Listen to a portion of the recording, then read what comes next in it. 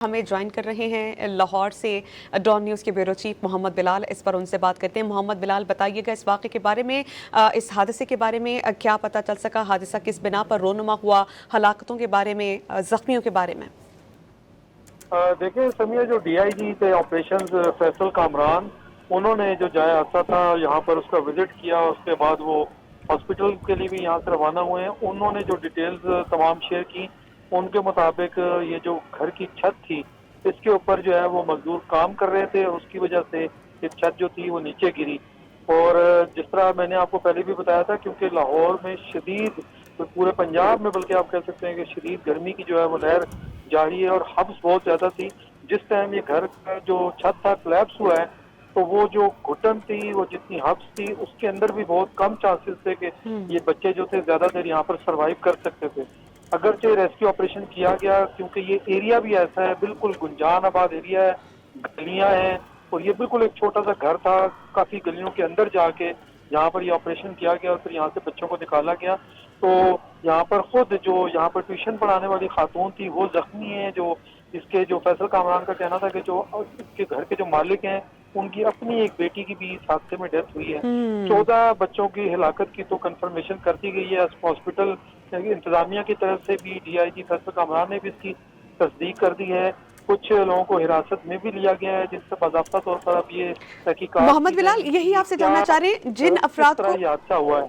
मोहम्मद बिलाल, यही आपसे जानना चाह रहे हैं कि जिन अफराद को हिरासत में लिया गया है उनके बारे में क्या पता चल पाए हैं? क्या ये मुतालिका खानदान के ही अफराद हैं जिनकी हिरासत में लिया गया?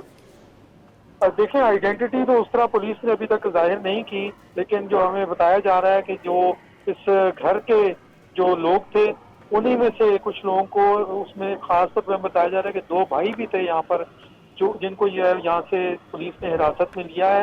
ये तमाम अब तहकीकात की जाएंगी उनसे कि किस तरीके से यहाँ पे ट्यूशन सेंटर जो चल रहा था, क्योंकि ये प्राइवेट ट्यूशन सेंटर था, ये कोई रेगुलेट तो ये ऐसे ट्यूशन सेंटर्स नहीं होते, ये प्राइवेट लोग चला रहे होते हैं। यहाँ पे जो गली मोहल्लों में जो इर्द गिर्द के लोग होते हैं, वालिदैन, वो अपने बच्चों को ट्यूशन के लिए यहाँ पर भेजते हैं। तो ये जो हादसा हुआ, लेकिन बिलाल यहाँ पर यह भी बताइएगा कि क्या आपकी इलाका मकीनों से या फिर ऐनी शाहिदीन से कोई बातचीत हुई है इस हवाले से? जाएगी कि ये कब तामीर हुआ था, इसके ऊपर कंस्ट्रक्शन जो थी, क्योंकि बताया जा रहा है कि इसके ऊपर बाज़ाब्ता तौर पर जो छत होती है, जिस पर लेंटर वाली, वो नहीं थी, बल्कि टीआर जो गार्डन होते हैं उस पर उसका ये छत था, और वो कोलैप्स हुआ, और उसके जो छत कोलैप्स होने के बायस बच्चे तमाम जो है उस मलबे में दब गए थे। इस वक्त जो जख्मी बच्चे हैं, उनमें से कुछ की हालत तो तशवीशनाक है, लेकिन कुछ बच्चे जो हैं वो स्टेबल भी बताए जा रहे हैं। अस्पताल जो इंतजामिया है, उन्होंने तमाम जो जख्मी थे बच्चे थे, जो जाँ बाक होने वाले बच्चे थे, उनकी फहरिस्त जो है वो जारी कर दी है, और इनमें तमाम बच्चे जो थे वो कम उम्र के बच्चे हैं।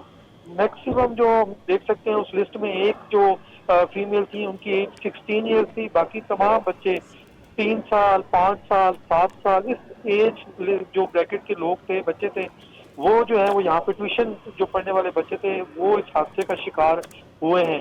तो जो मलबा था तमाम, वो तो यहाँ से हटा लिया गया है। रेस्क्यू का भी कहना है, पुलिस का भी कहना है कि अब यहाँ पर इस मलबे के नीचे किसी शख्स के, किसी बच्चे के यहाँ पर मौजूदगी का इम्कान जो है वो बहुत कम है, बल्कि इम्कान जो है वो कहा जा रहा है कि अब यहाँ पे इम्कान नहीं है कि यहाँ पे मजीद कोई शख्स या कोई बच्चा इस मलबे के नीचे होगा। तो यूं रेस्क्यू ऑपरेशन हम कह सकते हैं मुकम्मल हो चुका है।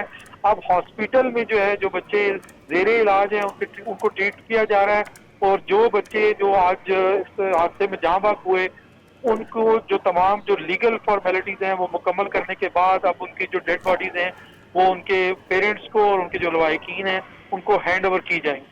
अच्छा बिलाल, पहले मुझे ये बता दें, आपको मेरी आवाज़ आ रही है? जी बिल्कुल, मैं आपको सुन सकता हूँ। जी बिलाल साहब, बताइएगा वाज़ेह तौर पर कि जब ये हादसा जो है वो पेश आया, इस हवाले से कोई ऐनी शाहिदीन या इलाका मकीनों से जो है वो आपकी बात हुई है? कितनी देर में रेस्क्यू सरगर्मियां जो हैं वो शुरू हो चुकी थी? क्या उसमें किसी के साथ तो जाहिर नहीं किया जा रहा? देखिए, अभी तक तो ऐसा इस तरह की कंप्लेंट सामने नहीं आई। ये जो इलाका मकीन है उनका ये कहना है कि जैसे ये हादसा हुआ तो पुलिस को भी इन्फॉर्म किया गया, रेस्क्यू को भी इन्फॉर्म किया गया। ये इलाका, जिस जगह पे ये घर वाक़ है, जो जिसकी छत कोलैप्स हुई है, ये मैं आपको बताऊं तो ये काना का इलाका है, और ये बहुत ज्यादा कंजेस्टेड है। एक इसको आप कह सकते हैं कि यहाँ पे बहुत ज्यादा तंग गलियां हैं। इवन यहाँ पर जो गाड़ी की नकलो हरकत है, उसकी मूवमेंट जो है वो भी इतनी इजीली नहीं हो पाती, क्योंकि यहाँ बहुत ज्यादा तंग गलियां हैं, और साथ साथ बिल्कुल जो घर हैं यहाँ पे किसी किस्म के बिल्डिंग कोड्स भी नहीं होते कि बाकायदा कोई रेगुलेशंस हो कि किस तरीके से घर तामीर किए जाएंगे, कितने मंजिला घर तामीर किए जा सकते हैं। तो ये अनरेगुलेटेड सारा एरिया है। तो इस वजह से यहाँ पर जो जैसा कि डीआईजी फैसल कामरान ने भी जब मीडिया से बात की, उनका भी कहना था कि यहाँ पर हमें जो अब तक इंफॉर्मेशन मिली है कि शायद इस घर में बारिश के बाद जो है कुछ काम होना बाकी था, और जब आज वो काम मजदूरों के जरिए ऑर्डर किया गया तो वहाँ पर जो छत के ऊपर जब लोग आए उसका वजन बढ़ा तो वो छत कोलैप्स कर गई, जिसके नतीजे में यहाँ जो बच्चे थे वो इस मलबे के नीचे दब गए।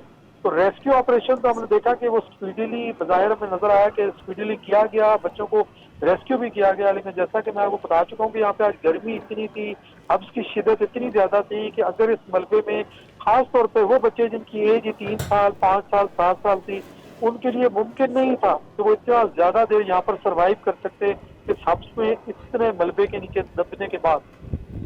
अच्छा मोहम्मद बिलाल, उमूमी तौर पर घर की ख़वातीन बच्चों को पढ़ाकर ही गुजर बसर किया करती हैं इन छोटे इलाक़ाजात में, तो आप क्या समझते हैं इतना बड़ा हादसा रोनुमा होने के बाद कुछ रूल्स एंड रेगुलेशंस बनाए जाएंगे, कुछ SOPs जारी किए जाएंगे ट्यूशन सेंटर्स के लिए कि कुछ एहतियाती तदाबीर को मलहूज़ खातिर रखते हुए ही ट्यूशन सेंटर चलाया जाए?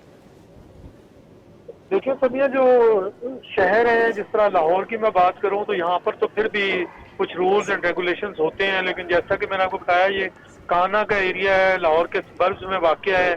यहाँ पर उस तरह के रूल्स एंड रेगुलेशंस जो हैं वो फॉलो नहीं की जाती। यहाँ पर तो किसी किस्म के बिल्डिंग जो रूल्स हैं, रेगुलेशंस हैं, कोड्स हैं, उनको भी फॉलो नहीं किया जाता।